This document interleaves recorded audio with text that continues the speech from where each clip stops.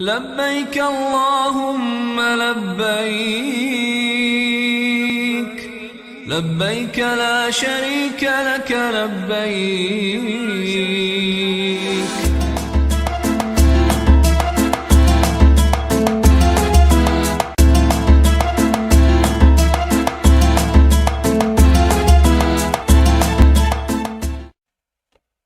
Assalamualaikum warahmatullahi wabarakatuh. Pemirsa Inmas TV, Jembatan Informasi Kementerian Agama Provinsi Sumatera Selatan, terus mengupdate informasi-informasi seputar haji. Kali ini langsung dari Media Center Embarkasi Palembang yang berlokasi di Asrama Haji Palembang.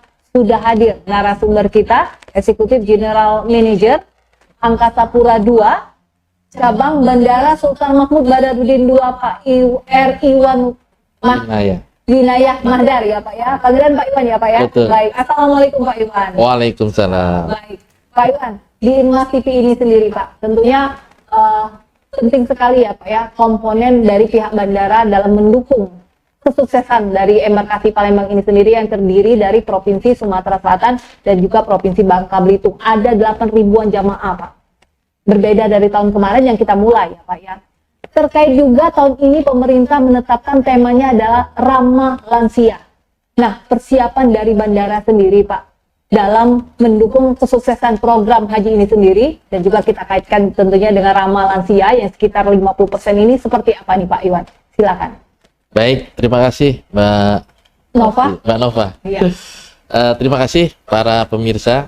Yang pertama adalah kami sangat senang, bersyukur dan tentunya bangga memberikan bagian dari layanan jamaah haji tahun 2023. Kita tahu bandara salah satu aksesibilitas yang memang harus digunakan dalam rangka mensukseskan embarkasi haji khususnya Sumatera Selatan tahun 2023. Kami PT Angkasa Pura II, Kantor Cabang Bandara Internasional Sultan Mahmud Badarudin Palembang sangat komitmen dan konsisten mendukung program dari pemerintah khususnya embarkasi maupun debarkasi haji Sumatera Selatan. 2 bulan sebelumnya Mbak Nova, kita sudah menyiapkan flow, kemudian melakukan fast campaign, fasilitas keamanan penerbangan. Jadi jauh sebelumnya kita sudah menyiapkan 1 unit X-ray, kemudian 1 WTMD yang memang diperlukan dalam rangka proses pemeriksaan para jamaah haji maupun barang yang akan dibawa melakukan penerbangan internasional, baik ke Jeddah maupun ke Madinah. Yang kedua, kita juga mengantisipasi pengalaman yang sebelumnya juga. Spesial untuk tahun ini pastinya tagline-nya adalah ramah lansia, sehingga kami menyiapkan fast track ya, fasilitas khusus, flow khusus untuk yang lansia ini. Jadi khusus spesial buat para lansia ini kita siapkan 1 unit lift yang kita bisa manfaatkan, kita gunakan untuk para lansia ini sehingga mereka tidak kesulitan untuk masuk ke dalam pesawat Airbus 300 yang melalui Garbarata dan terus langsung masuk ke dalam pesawat. Ini sebagai bukti bahwa kami juga menyiapkan flow khusus untuk lansia ini untuk memudahkan mereka dalam rangka melaksanakan ibadah haji. Artinya kita lansia tidak perlu khawatir ya Pak ya. Untuk lansia ini sendiri ada lift terus langsung masuk Garbarata. Jadi tidak ada caranya itu seperti apa Pak? Karena kan kalau kita tahu kan ada yang mendorong kayak gitu Pak. Adakah petugas tersebut Pak? Pasti ada. Pasti ada. Ya? Kita stakeholder engagement ini kolaborasi dengan teman-teman kantor kesehatan Pelabuhan Kelas 2. Berapapun lansia yang ada.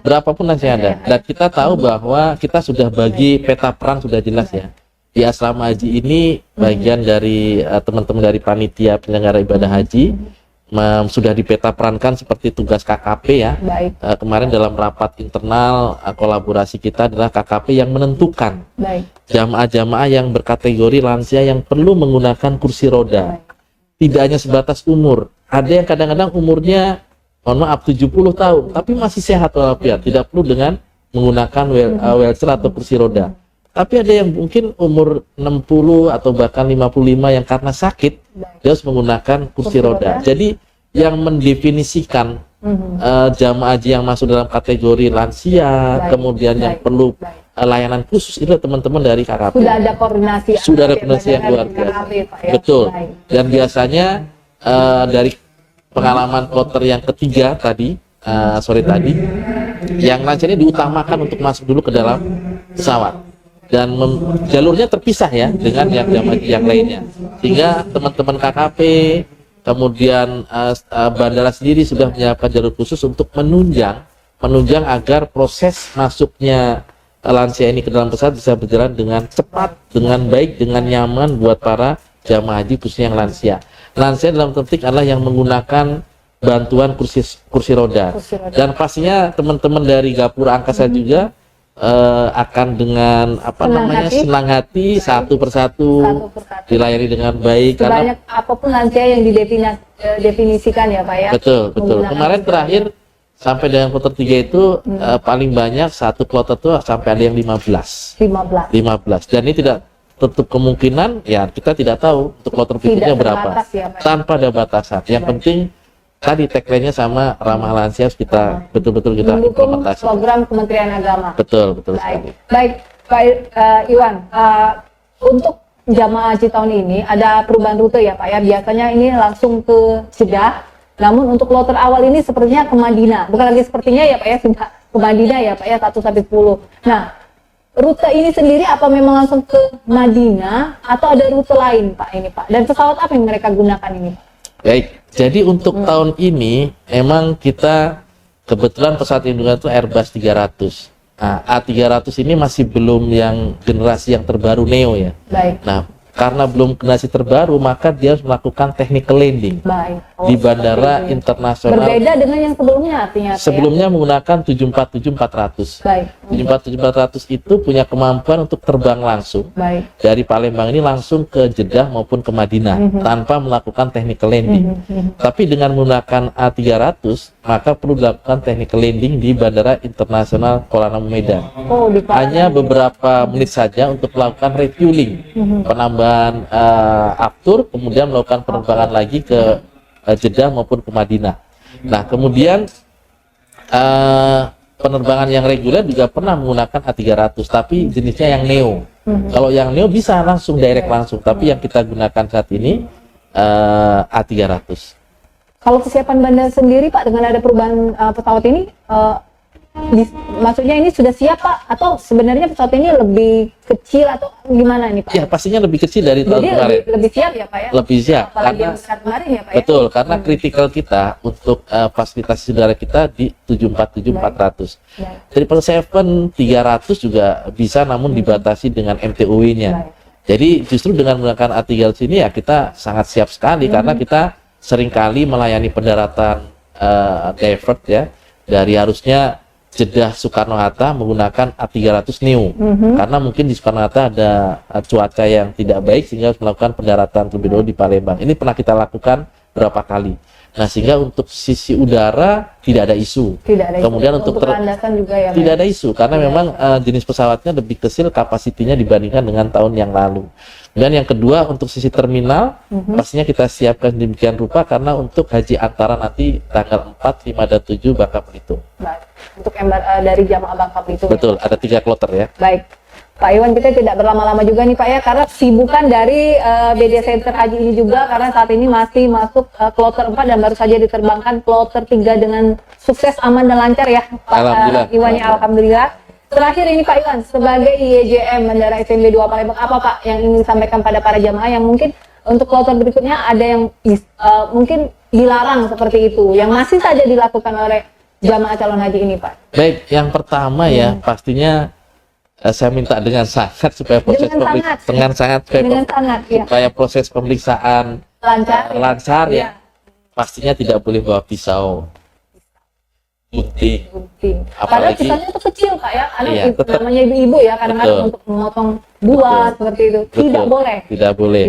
Nah, kemudian membawa apalagi palu ya barangkali ya, dan sebagainya.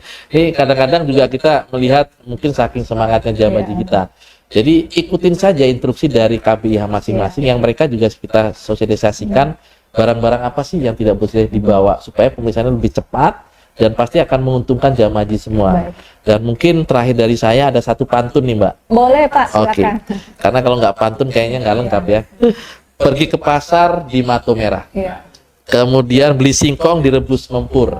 Selamat beribadah para jamaah haji, semoga menjadi haji yang mabrur. Baik, amin ya robbal alamin. Baik Pak Irwan, terakhir pihak bandara akan dengan senang hati ya Pak ya melayani semua kebutuhan selama mereka take off dan tiba nanti kembali di Palembang. Betul, pasti. Dan kita mendapatkan hal yang luar biasa karena kebetulan take off landing nanti. Take off landing kenapa Pak? Take off landing nanti itu tidak semuanya di jam-jam yang mungkin jam normal ya. Contoh, nanti ada 3 kloter yang sudah kami lihat schedule-nya itu terbangnya akan di atas jam 12 malam atau dini hari menjelang pagi. Ini kan menjadi suatu treatment khusus ya, apalagi kita jamaah kita lansia tadi. Nah ini tentunya perlu kerjasama yang baik, kolaborasi yang baik dari semua panitia penyelenggara ibadah haji Sumatera Selatan untuk memastikan tingkat kesehatan, kesiapan jamaah kita dengan jam berapapun terbang nanti dan jam berapapun akan tiba di Sumatera Selatan tetap dalam kondisi yang sehat walafiat. Baik Pak Irwan, Pak Irwan, terima kasih nih Pak sudah berikan sedikit wejangan untuk para jamaah dan juga informasi melalui Inmas TV, jendela informasi Kementerian Agama Provinsi Sumatera Selatan. Terima kasih Pak Irwan Mahdar ya Pak ya, Winayah Mahdar. Baik, Eksekutif General Manajer Bandara SMB 2 Palembang. Assalamualaikum warahmatullahi wabarakatuh. Waalaikumsalam. لبيك اللهم لبيك لبيك لا شريك لك لبيك